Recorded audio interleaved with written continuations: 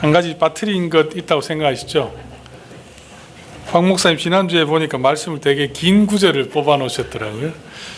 그래서 아마 다 외우셨을 것 같은데 하나님 말씀 다 외우셨나요? 잘 아는 말씀입니다.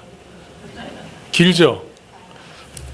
우리 이제 매주 한 절씩 또 암송하게 될 텐데요. 우리 한번 같이 읽어보겠습니다. 시편 1편 1절에서 2절 말씀입니다. 시작. 복 있는 사람은 악인의 꾀를 쫓지 아니하며 죄인들의 길에 서지 아니하며 오만한 자들의 자리에 앉지 아니하고 오직 여호와의 율법을 즐거워하며 그의 율법을 주야로 묵상하는 자로다. 아멘. 시편 1편 1절에서 2절 말씀. 아멘. 저도 자신이 없네요, 오늘은. 우리 같이 한번 외워보겠습니다. 복 있는 사람은 시편 1편 1절에서 2절 말씀입니다. 시작. 복 있는 사람은 악인의 꾀를 따르지 아니하며 죄인의 길에 서지 아니하며 오만한 자의 자리에 앉지 아니하고 오직 여호와의 율법을 즐거워하며 그의 율법을 묵상하는 도다. 아멘. 여러 가지 번역본들이 있나 봅니다.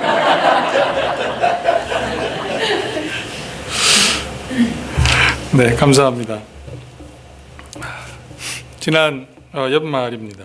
저희 아버지께서 위독하시다는 그 소식을 받고 급하게 한국을 다녀오게 되었습니다. 제가 도착했을 때는 벌써 이 심장 수술을 2번이나 하셨을 만큼 어려운 순간이었고요. 중환자실에 제가 가서 아버지를 봤는데 의식이 없었어요. 저는 그렇게 많은 그 약과 의료 장비가 한 사람의 몸에 달릴 수 있다는 것을 처음 알았습니다. 심장 투석기, 또 심장을 돌리게 만드는 기계, 또 여러 가지 그 기계들이 너무너무 많이 달려 있었습니다. 의사가 하는 말이 마지막을 준비하라는 말이었습니다. 의식을 찾는다고 하더라도 병원에서 한번 이 심장 마비가 왔기 때문에, 그리고 수술하면서 또 조금 실수가 있었던 것 같아요. 그 피가 수혈이 많이 되어서 다른 장기에 손상이 많이 갔을 거다, 그렇게 이야기를 했습니다. 다행히 제가 도착하고 그 다음 날 의식은 조금 찾으셨어요.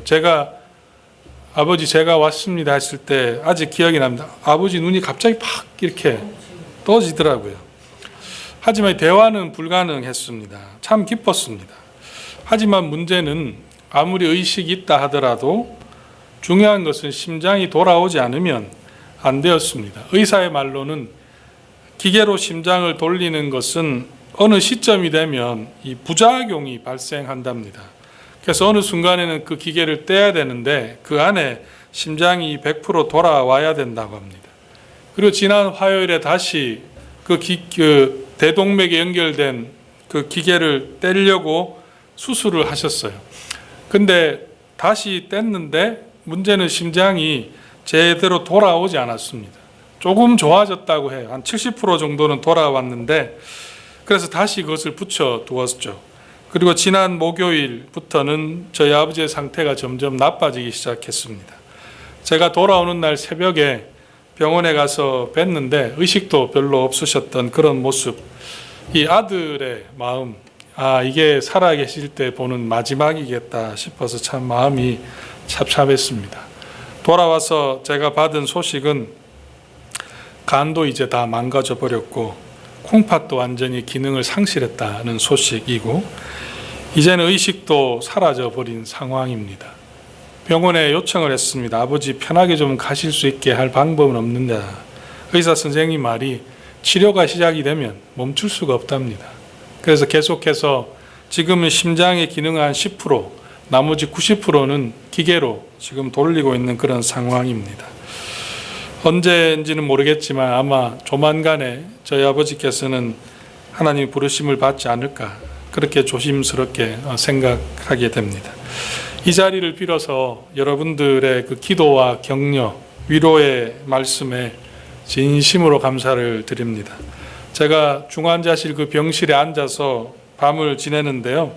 여러분들이 기도해 주신 것들, 격려 또는 위로의 글들을 제가 이렇게 보면서 저는 혼자가 아니다 하는 그 사실을 다시 한번 깨달았습니다. 참 행복한 목사구나. 여러분들의 기도가 있기 때문에, 또 여러분의 격려가 있기 때문에 목사는 살아가는 사람이다는 것을 발견하게 되어서 너무 제가 감사를 드립니다. 또한 담임 목사가 개인적인 그 상황으로 인해서 교회의 중요한 시점에 교회 자리를 비우게 되어서 너무 죄송하다는 말씀도 꼭 전하고 싶습니다. 제가 여러분에게 기도를 부탁드리고 싶은 것은 저희 아버지를 위해서 계속해서 기도해 주시기를 부탁드립니다. 하나님은 생명의 주관자이십니다. 하나님께서 하시면 살려주실 수 있는 것이죠. 또한 제가 이런 상황 속에 교회 일에 전념할 수 있도록 저를 위해서 기도해 주시기를 부탁을 드리고, 또한 기도 부탁은 저희 아버지께서 응급실에 실려가는 그날 저희 어머니께서 유방암 판정을 받으셨습니다. 그리고 지난 1월 3일에 서울에 있는 세브란스 병원에 가서 의사를 만나서 정밀 검사를 받고 2월 17일에 수술을 예정이 되어 있습니다. 30년 전에 혈액암을 한번 받으셨어요. 그래서 그 키모를 하는 것이 얼마나 힘든다는 것을 잘 아시는데 다시 또 그 길을 가야 된다는 걸 생각하니까 어머니 굉장히 힘들어 하시더라고요. 또 한 번의 암 치료를 해야 된다는 것이 지금 제 어머니를 굉장히 힘들게 만들고 있는 상황입니다. 생각나실 때마다 여러분들 꼭 기도해 주시기를 부탁을 드립니다. 제가 이번 일을 이렇게 겪으면서 지난주 칼럼에도 기록해 두었지만 제가 할 수 있는 것은 정말 아무것도 없구나 하는 사실을 깨달았습니다. 제가 계획을 세우고 제가 그 계획을 실행에 이르도록 하는 것은 나의 능력 밖의 일이라는 거예요.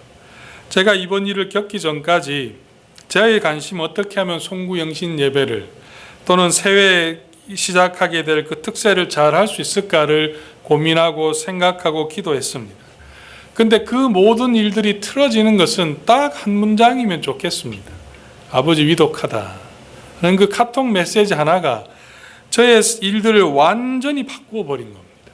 제가 그때 깨달은 것이 내가 준비하고 계획하지만 그 일의 실행은 내 능력 밖의 일이구나. 내가 할 수 없는 일이구나를 깨닫게 되었어요. 이런 상황들을 생각하면서 제 마음속에 하나님 앞에 감사했습니다. 지금의 그 미국에서의 삶, 보이는 어려움, 보이지 않는 그 어려움을 지나올 수 있었던 것은 내 능력이 아니라 내 경험이 아니라 하나님께서 지켜주셨기 때문에, 인도해 주셨기 때문에 지금까지 내가 미국에서 살아올 수 있다는 그 사실을 하나님 앞에 감사하게 되었습니다. 참 저의 무능함을 발견하고 나서 내가 의지할 분의 하나님밖에 없다는 것을 깨닫게 되었습니다. 출애굽기 17장에 보면 한 사건이 나오는데요. 그 17장에 아말렉과 이스라엘 백성들이 전투를 합니다. 전투를 하는데 어떻게 여러분 승리했는지 혹시 기억하시나요? 출애굽기 17장에 가보면 모세가 손을 들면 전투를 이기고 모세가 손을 내리면 이스라엘 백성이 패하는 장면이 나와요. 그 장면이 우리에게 보여주는 것은 결국 전쟁의 승리는 누구의 손에 있다는 겁니까? 하나님의 손에 있다는 겁니다. 우리의 능력, 내 경험이었다고 착각하지 말라는 겁니다. 결국은 하나님께서 하시는 거죠. 사랑하는 성도 여러분, 2017년 여러분의 삶이 그 많은 상황들 속에서 지나올 수 있었던 것은, 어려움을 이겨낼 수 있었던 것은 하나님께서 싸워주신 그 결과임을 믿음으로 고백하십니까? 그러므로 우리는 하나님 앞에 이 새해 첫 주에 감사해야 됩니다. 하나님의 은혜와 사랑이 우리와 함께 했기 때문에 그 어려움 속에서도 우리가 이겨나갈 수 있었습니다. 그리고 또한 2018년도에도 그 하나님의 지키심과 보호하심이 나와 함께 하신다는 그 사실을 여러분 꼭 믿을 수 있기를 소망합니다. 내 지식, 내 경험을 의지할 것이 아니라 그 일을 이루시는 그 하나님을 더 신뢰할 수 있도록, 우리의 믿음이 더 자랄 수 있도록 기도해야 합니다. 또한 2018년도에도 우리의 삶뿐만이 아니라 우리 교회적인 삶에도 여러 아말렉과 같은 우리를 공격하는 일들이 일어나게 될 것입니다. 그때 우리가 이겨낼 수 있는 길은 우리의 경험도 지식도 아닙니다. 오직 하나님을 우리 모두가 의지할 때, 그 하나님을 우리가 바라보고 나아가야 될 때, 그 하나님 앞에 우리가 한 마음이 모아질 때, 우리가 승리할 수 있다는 그 진리를 저와 여러분은 붙들어야 된다는 말씀이에요. 그렇다면 하나님을 의지한다, 신뢰한다는 말을 저는 우리 교회 표와 좀 연결 지어보고 싶습니다. 우리 교회 표 보이시나요? 건강한 교회, 건강한 성도 보이십니까? 제가 이 현수막을 한국에서 만들었는데요. 볼 때는 이쁘다고 생각했는데 막상 붙여놓으니까 되게 촌스러워요. 색깔을 왜 이렇게 했을까? 뭐 이런 생각이 좀 괜찮습니까? 좀 밝게 보이면 좀 다행이고요. 제가 이걸 좀 의지한다. 여러분, 이 말에서 중요한 단어는 어떤 단어일까요? 이 건강한 교회, 건강한 성도. 중요한 말은 반복되는 말이 중요한 거죠. 건강함이라는 말이 중요합니다. 여러분, 이 건강하다는 것을 무엇을 통해서 정의할 수 있겠습니까? 제가 병원에서 며칠 자고 먹고 했습니다. 병원에서 이렇게 보면 정말 멀쩡하게 보이는데요. 중환자실에 실려오는 사람들이 있어요. 특히 누구냐면 심장에 문제가 있는 사람들. 심장에는 3개의 혈관이 흐른다고 합니다. 3개의 혈관이 다 막혀버리면 결국은 뭐 이렇게 뚫고 이것도 안 돼서 나중에는 그걸 이제 이 혈관을 갈게 되죠. 다리에 있는 그 혈관을 통해서 이제 갈게 되는데 의사의 말은 2개가 막혀도 하나의 혈관만 통하면 사람이 통증을 그렇게 많이 못 느낀대요. 멀쩡하게 보이는 겁니다. 저희 아버지가 바로 그와 같은 결과였죠. 외형적으로 멀쩡하게 보이는데 사실은 건강한 게 아니에요. 막혀 있는 겁니다. 언제 위기가 닥칠지 모르는 거죠. 저는 교회와 성도의 이 건강함을 이야기할 때도 마찬가지라고 생각합니다. 지금 교회들이 왜 이렇게 사회적 지탄이 대상이 됩니까? 어떤 면에서는 교회가 너무 외형적인 것에 집중했어요. 많은 사람들이 모이고 많은 물질들을 가지고 또 많은 교회들을 세우고 많은 선교사를 파송 1등이라는 그와 같은 것에 너무 자만해 있었지 않나. 외형의 몸은 괜찮다고 오히려 자만했던 그 결과가 결국은 몸을 건강하게 만드는 그 피를 지탱하는 그 혈관, 그 심장이 병들어 가고 있는 것을 몰랐다는 겁니다. 그 결과가 지금의 상황이 될 때까지 아무도 그 문제의 심각성을 깨닫지 못하게 된 것이죠. 어떤 면에서는 저는 우리 각 개인의 상황도 마찬가지라고 생각합니다. 내 믿음이 건강한가를 또 외형적으로 판단해서는 안 된다는 말씀이에요. 사업이 잘 되는 것으로 또는 외형적인 예배를 잘 출석하는 것으로 내 믿음이 이 정도면 괜찮겠지. 그와 같은 생각을 우리는 그것으로 내 믿음을 평가해서는 안 된다는 거죠. 건강한 성도라는 것은 제가 초반에 말씀드린 것과 연결지어서 생각해 보면 하나님을 더욱 신뢰하는 교회, 성도가 바로 건강함이라는 겁니다. 내면적인 모습이 더욱 강해져야 된다는 거예요. 그렇다면 우리가 신앙의 건강함을 회복하기 위해서 어떻게 해야 될까? 저는 오늘 읽은 말씀을 같이 한번 생각해 보고 싶었습니다. 오늘 읽은 말씀 이렇게 시작하는데요.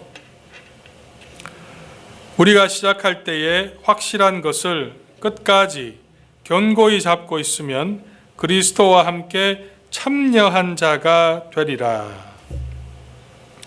여러분, 이 말씀이 어떤 말씀일까요?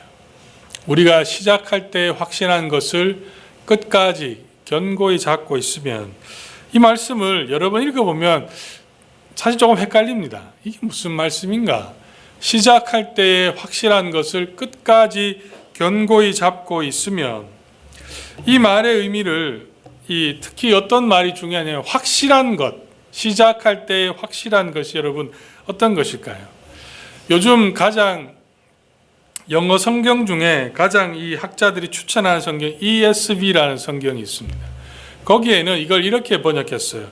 Original Confidence, 확실한 것을 Original Confidence라고 이렇게 번역했습니다. 다시 말하면 확신을 시작하였을 때라고 보시는 게 더 정확한 표현이에요. 우리가 시작할 때 확실한 것이 아니라 확신을 시작했던 그 Original Confidence, 처음에 그 확신을 끝까지 잡고 있으라라는 말의 의미입니다. 그것을 한마디로 딱 요약하면 무엇이라고 말씀하게 되겠습니까? 믿음의 근본을 붙들라는 겁니다. 믿음의 그 본질, 처음 믿음의 그 복음을 들었을 때의 그 본질을 붙들라는 거예요. 여러분 지금 한번 잘 보십시오. 사회적으로 이 지탄이 되는 목사님들의 그 모습을 한번 잘 보시면 그분들이 처음부터 그렇게 했겠습니까? 요즘 제가 최근에 기사에 보면 이런 기사가 나왔더라고요. 서울의 초대형 교회인데요. 11조 내는 성도만 60만 명입니다. 와, 엄청나죠. 11조 내는 성도만 60만 명. 그 교회가 있는데 그 교회 목사님이 은퇴할 때 받은 그 퇴직금이 얼마인지 아세요? 상상을 초월합니다. 200억입니다. 200억. 2천만 불을 퇴직금으로 받았어요. 그리고 그 목사님이 그 외에도 해마다 100만 불씩 목회 활동비를 받는다고 합니다. 정말 저는 꿈도 꿀 수 없는 그런 건데 결국은 자기 교회의 그 재산을 자기 마음대로 쓴 것 때문에 지금 구설주에 점점 오르고 있는데요. 제가 그걸 보면서 그런 생각했어요. 그분이 처음부터 그렇게 했겠습니까? 처음부터 그렇게 했다면 그 교회를 하나님 그렇게 큰 교회로 세워주셨을까요? 저는 그렇지 않다고 생각합니다. 점점 교회가 자라고 성장하면서 그 마음 속에 있던 그 복음의 그 본질을, 목회자의 그 본질을 놓쳐버린 것이 아닌가. 그 본질을 놓쳐버렸을 때 그와 같은 그 모습으로 바뀐 것이 아니겠습니까? 최근에 이 세습 문제로 지금 구설수에 오른 교회가 지난주에 위임 예배를 했다고 합니다. 처음에 저는 그 목사님은 그러지 않았을 거라고 생각합니다. 정말 순수하게 목회를 했을 겁니다. 하지만 시간이 지나면서 점점 달라진 것 아니겠습니까?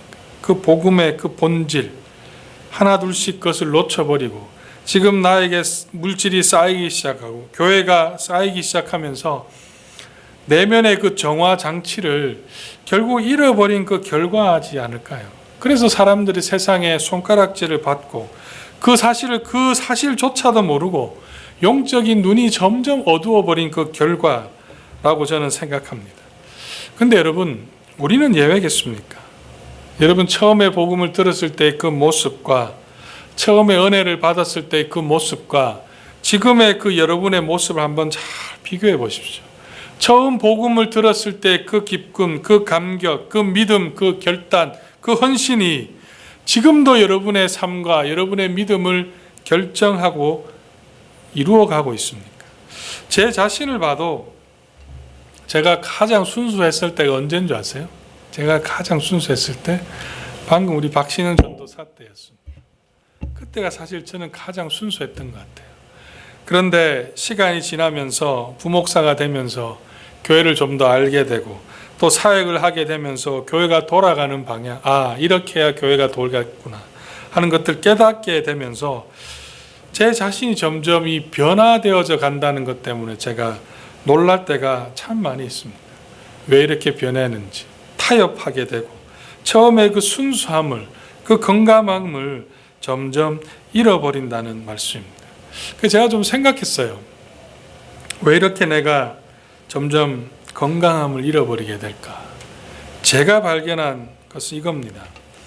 사명을 위한 삶이 생존을 위한 삶이 되면 건강함을 잃어버리는 겁니다. 사명을 위한 삶이 생존을 위한 삶이 되어버렸을 때, 아브라함의 예를 들어볼까요? 아브라함이 하나님께서 부르셨을 때는 그에게 사명을 주셨습니다. 복의 근원이 되라는 사명을 주셨고 그를 가나안 땅으로 인도하셨습니다. 그런데 아브라함이 가나안 땅에 왔을 때 사명을 갖고 왔죠. 그런데 그는 기근이 왔을 때 어떻게 했습니까? 애굽으로 내려가 버렸어요. 왜 내려갑니까? 살아남아야 되니까. 생존이 그의 삶의 목표가 되니까 믿음도 던져버리는 거예요. 사울도 마찬가지입니다. 하나님께서 왕으로 세웠을 때는 그에게는 그만한 자질이 있었고 그만한 재능이 있었을 겁니다. 그런데 이 사울이 왕이 되었을 때 그의 실패가 어디에서 나옵니까? 생존이에요. 왕으로서 내가 살아야겠다는 생각을 하게 되니까 결국은 하지 말아야 될 그 제사를 자기가 드리다가 결국은 망하게 되어버렸지 않습니까? 존경받는 목사님들의 은퇴를 앞두고 일어나는 그 문제들, 또 주목받았던 교회가 세습으로 사회적 지탄이 되는 모습도 저는 동일하다고 생각합니다. 사명이 생존이 되어버렸던 겁니다. 사명이 아니라 생존을 추구하면 그 믿음인 변질되어 버린다는 거예요. 어떻게 하면 복음을 지킬 것인가이 아니라 어떻게 하면 내 교회가 흔들리지 않고 살아남을까? 거기에 생각과 마음이 모아지게 되면, 생존이 목표가 되면요, 모든 것이 가능해요. 제 경험으로 보니 그런 것 같아요. 생존, 살아남아야 되겠다는 것이 가능하게 목표가 되면요, 모든 것이 가능합니다. 타협하게 되고 모든 것을 그 생존의 목표를 두기 때문에 그렇다는 거죠. 여러분, 구원이라는 것은 사명이 아니라, 구원이라는 것은 사명이지 생존이 아니라는 겁니다. 정말 건강한 믿음이 소유하기를 원한다면 하나님께서 여러분을 부르신 그 사명을 여러분 회복하셔야 돼요. 베드로전서 2장 9절을 가보시면 이렇게 말씀하죠. 너희는 택하신 족속이요 왕같은 제사장이요 거룩한 나라다. 여러분, 이게 무슨 말입니까? 한마디로 요약하면 너희는 사명 있는 존재라는 겁니다. 하나님이 너희를 구속하신 것은, 구원하신 것은 생존하기 위한 것이 아니라 사명을 주시기 위해서 불러주셨다는 거예요. 그런 면에서 지금 여러분이 하는 그 일은, 그 직업은 먹고 살기 위한, 생존을 위한 수단이 아니라는 것을 깨달아야 합니다. 하나님이 그곳에 여러분에게 두신 그 사명을 주셨어요. 그렇기 때문에 여러분, 생존을 위해서 살지 말고 사명을 위해서 우리는 살아가야 합니다. 어떻게 여러분 사명을 회복할 수 있겠습니까? 저는 그 답이 오늘 읽었던 이 말씀에 나오는 것처럼 시작할 때 확실한 것을 끝까지 견고히 잡아야 된다는 겁니다. 다시 말하면 다시 복음으로 우리가 돌아가야 된다는 거예요. 다시 그 복음의 역할 속으로 우리가 빠져들어야 된다는 겁니다. 그래서 복음이라는 것은 저는 이렇게 생각해요. MRI와 같은 겁니다. 복음 앞에 우리 자신들을 한번 쫙 날마다 복음 앞에 내 자신을 세워두고 그 복음의 빛으로 내 자신을 돌이켜 보아야 되는 거예요. 어디에 잘못이 되었는가를 우리가 깨달을 때, 사명을 찾아갈 때 우리가 이 세상을 살아갈 수가 있는다는 거죠. 그런데 우리가 놓치고 있는 것은, 우리는 이 사명이 나를 살린다는 것을 깨닫지 못해요. 돈이 나를 살린다고 생각하고 내 자녀가 잘 되는 것이 나를 살린다고 생각합니다. 그래서 복음을 점점 멀리하게 되고 우리의 믿음도 점점 연약해져 가고 결국은 생존이 내 삶의 중심이 되고 믿음조차도 생존을 위한 수단으로 변질시켜 버린다는 것이 우리의 문제라는 겁니다. 사랑하는 성도 여러분, 건강한 교회, 건강한 성도는 바로 이 사명을 회복하는 겁니다. 우리 교회가 건강한 교회가 되기 위해서는 복음이 주신 그 사명을 회복할 때, 여러분이 건강한 성도로 자라가기 위해서는 바로 이 복음 앞에 내 자신을 놓고 하나님께서 나에게 주기고 나이가 원하시는 그 삶이 무엇인가를 깨달을 때 우리가 바른 길을 걸어갈 수 있다는 겁니다. 그렇다면 우리가 이 복음의 그 처음에 시작한 것을 확실히 붙들게 하는 것이 뭘까요? 오늘 읽은 이 말씀을 보면 이런 말씀이 있는데요. 다시 히브리서 3장 14절에 가보면 이런 말씀이 나옵니다. 끝까지 견고히 잡고 있으면 그리스도와 함께 참여한 자가 되리라. 복음을 붙들면 그리스도와 함께 참여한 자가 된다고 말씀합니다. 여러분이 그리스도와 함께 참여한 자가 된다는 게 어떤 의미일까요? 그리스도와 함께 참여한 자. 저는 이 말씀이 굉장히 참 이해가 될 듯 하면서도 잘 이해하기가 딱 하나로 안 잡히더라고요. 그리스도와 함께 참여한 자. 그리스도와 함께 참여한 자. 이 말씀을 좀 이해하기 위해서 로마서 8장 17절에 이런 말씀이 나옵니다. 로마서 8장 17절에 보면 자녀이면 또한 상속자 곧 하나님의 상속자요 그리스도와 함께한 상속자니. 그리스도와 함께 참여한다는 말은 어디에 참여한다는 겁니까? 이 8장 17절과 비교해 보면 우리도 또한 그리스도와 함께 하나님의 상속자가 된다는 겁니다. 그리스도의 복음을 믿게 됨을 통해서 하나님의 자녀가 되었고, 자녀가 되면 하나님의 상속자가 된다는 겁니다. 하나님을 상속하는 그것을 저와 여러분이 받게 된다는 거예요. 여러분, 이 말씀이 여러분이 어떻게 다가오신지, 저에게는 이 말씀이 굉장히 은혜의 말씀이 되었습니다. 왜냐하면 하나님께서 우리를 단순히 자녀로 삼아주시고 우리를 양자로 삼아주시고 생명을 주시는 것이 아니라 하나님의 그 상속자가 되게 해준다는 그 사실이 저에게는 굉장히 은혜였다는 겁니다. 여러분에게 두 아들이 있다고 한번 생각해 보십시오. 하나는 여러분이 낳은 아들이고 또 하나는 여러분이 입양한 아들입니다. 그렇다면 여러분이 유산을 물려줄 때 누구에게 재산을 물려주겠습니까? 양자에게 물려줄까요? 아니면 여러분이 낳은 자녀일까요? 물론 아주 탁월한 부모 같으면 동일하게 똑같이 물려주겠지만 대부분의 경우는 사실은 양자보다는 내가 낳은 아들에게 더 마음이 많이 가는 법입니다. 또 내가 낳은 자녀라고 할지라도 장자는 또 특별히 장자는 또 다르잖아요. 그렇죠. 유산을 나눠줄 때도 장자들에겐 더 많이 주는 것이 우리 한국적인 정서에 맞는 그런 것이라고 할 수 있습니다. 그런데 오늘 이 로마서 8장 17절에는 무엇이라고 말씀하고 있습니까? 자녀이면 상속자다. 그리스도와 함께 상속해 준다는 거예요. 그리고 여기에서 이 말씀에 또한 우리에게 은혜가 되는 것은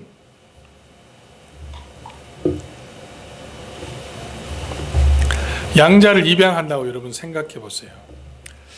양자를 입양할 때 아무나 양자로 드리겠습니까? 철저하게 조사를 할 겁니다. 부모가 누구인지, 또 부모가 잘생겼는지, 똑똑했는지, 얼마나 배웠는지, 혹시나 좋지 않은, 요즘 또 유전자 검사를 많이 하잖아요. 좋지 않은 유전자를 가져서 나중에 병이나 들지 않을까, 그런 것들을 다 조사하게 되죠. 어쩌면 양자를 볼 때마다 그 기준을 가지고 보게 되지 않겠습니까? 이 양자가 내 아들로서 손색이 없을까, 그런 생각을 하지 않겠습니까? 그런데 오늘 이 로마서 8장 17절 말씀에 보면 그렇지 않다는 거예요. 하나님의 그 유산을 주는 데는, 그 기업을 물려받는 데는 전혀 차별이 없다는 겁니다. 하나님은 차별 없이 그가 과거에 누구와 있는지도 중요하지 않다는 거예요. 그리스도를 믿는 그 믿음으로 하나님의 자녀가 되면, 처음에 확실한 것을 끝까지 견고히 잡으면 하나님의 동일한 유산을 주신다는 약속을 우리에게 말씀하고 있는 겁니다. 그런 면에서 여러분, 저와 여러분은, 하나님의 자녀된 저와 여러분은 보통 사람이 아니라는 것을 여러분 꼭 기억하셔야 합니다. 왜냐하면 우리에게 무엇이 있습니까? 하나님의 유산이 우리 앞에 놓여져 있어요. 하나님의 상속자입니다. 그렇기 때문에 지금 여러분의 형편에 나약해지지 마십시오. 이 세상 일에 위축되어서 안 된다는 겁니다. 2017년 내가 고생하고 힘들었지만 2018년만큼은 우리는 당당하게 살아야 돼요. 왜? 우리에게는 하나님이 저와 여러분에게 주시는 그 상속, 유산이 우리에게 주어져 있기 때문에. 근데 하나 궁금한 게 있죠. 그 하나님 주신 유산이 뭐겠습니까? 하나님이 그 주신 유산, 여러분이 주실 그 하나님의 유산이 뭐겠습니까? 고린도전서 15장 50절에 이런 말씀이 나옵니다. 같이 한번 읽어볼까요? 자, 시작.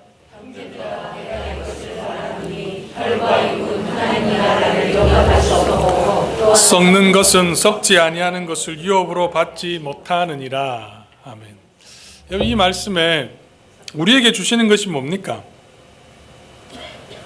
한 단어가 딱 나오죠. 하나님의 나라입니다. 하나님께서 우리에게 상속하시겠다는 것은 하나님의 나라입니다. 하나님의 나라에는 두 가지, 미래적인 의미는 천국을 말할 수 있고, 현재적인 의미는 하나님의 다스림 속에 우리가 들어간다는 거예요.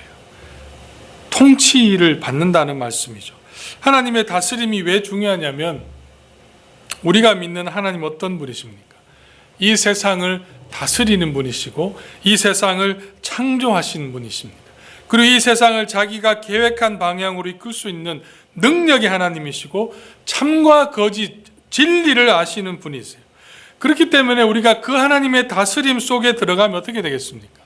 내가 가야 될 길이 무엇이고 내가 해야 될 것이 무엇인가를 분별케 해 주신다는 거예요. 하나님의 나라의 유산, 이 나라를 유산을 받는다는 것은 결국은 이 세상 속에서 내가 어떻게 살아가야 할까를 가르쳐 준다는 그런 말씀입니다. 하나님의 그 다스림 속에 들어간다는 것이 결국은 내가 해야 될 것과 하지 말아야 될 것을 분별할 수 있는 그 힘을 우리에게 주신다는 것을 우리에게 말씀하고 있습니다. 건강한 성도는, 건강한 교회는 바로 이 하나님의 나라의 유산을 내가 가지고 있다는 것을 확신하는 사람입니다. 그 확신이 있을 때 우리는 2018년도에도 흔들리지 않고 믿음 가운데 살아갈 수가 있다는 거예요. 우리가 왜 두렵겠습니까? 왜 우리가 점점 이 세상 속에서 나약해져 가고 있겠습니까? 우리는 이 확신을 잃어버렸어요. 내가 하나님의 다스림 속에 들어가야 살아갈 수 있다는 것을 놓쳐버리기 때문에 우리는 두렵고 우리는 낙심이 되고 불안한 겁니다. 하나님의 나라의 그 유산이 우리에게 있고 내가 그 하나님의 다스림 속에 들어갈 때 이 세상을 만드신 창조주 하나님의 그 지혜가 나에게 주어진다는 그 사실을 우리는 확신하지 못하기 때문에 우리는 두려운 것이죠. 제가 병원에서 먹고 자면서 아버지의 상태가 좋아지기를 기다렸습니다. 그런데 참 답답했습니다. 그렇게 강하게만 보였던 아버지가 저렇게 무능한 모습으로 겨우 눈을 제대로 깜빡거리지도 못하는 그 모습, 또 다시 잠에 빠져들어가고 의식을 잃어보는 모습을 보면서 인간적으로 참 너무 답답하고 안타까운 마음이 들었습니다. 하지만 제 마음에 슬프진 않았어요. 왜냐하면 저는 선하신 하나님을 믿었습니다. 선하신 하나님께서는 아버지를 데리고 천국으로 가시면 아버지의 삶을 통해 그 선하심이 이루어지는 것이고, 또 아버지가 깨어나서 다시 살아계신 아버지를 내가 보게 된다면 이전보다 더 잘 부모를 섬길 수 있는 기회를 하나님이 나에게 주신 것이 선한 기회가 주어진다는 확신이 제 안에 있었습니다. 이쪽이든 저쪽이든 선하신 하나님의 뜻이 이루어진다는 사실을 저는 알았기 때문에 슬프진 않았습니다. 사랑하는 성도 여러분, 2018년 하나님은 저와 여러분을 선하신 길로 인도하시리라고 확신합니다. 아멘. 그렇기 때문에 우리는 믿음의 본질을 끝까지 붙들어야 합니다. 건강함이라는 것은 하나님의 다스림 속에 내가 들어간다는 그 확신을 가지고 그 진리를 온전히 신뢰할 때 건강한 성도로 살아갈 수가 있습니다. 또한 2018년도에 기대하면서 힘차게 살아갈 수 있는 겁니다. 여러분은 무엇을 꿈꾸면서 2018년을 계획하고 준비하고 있습니까? 이 하나님의 선하심을 온전히 신뢰하십시오. 영적인 건강함을 놓치지 않도록 하루하루 여러분의 주신 그 복음의 그 진리를 온전히 붙들 수 있기를 주의 이름으로 부탁드립니다. 아멘. 기도하겠습니다.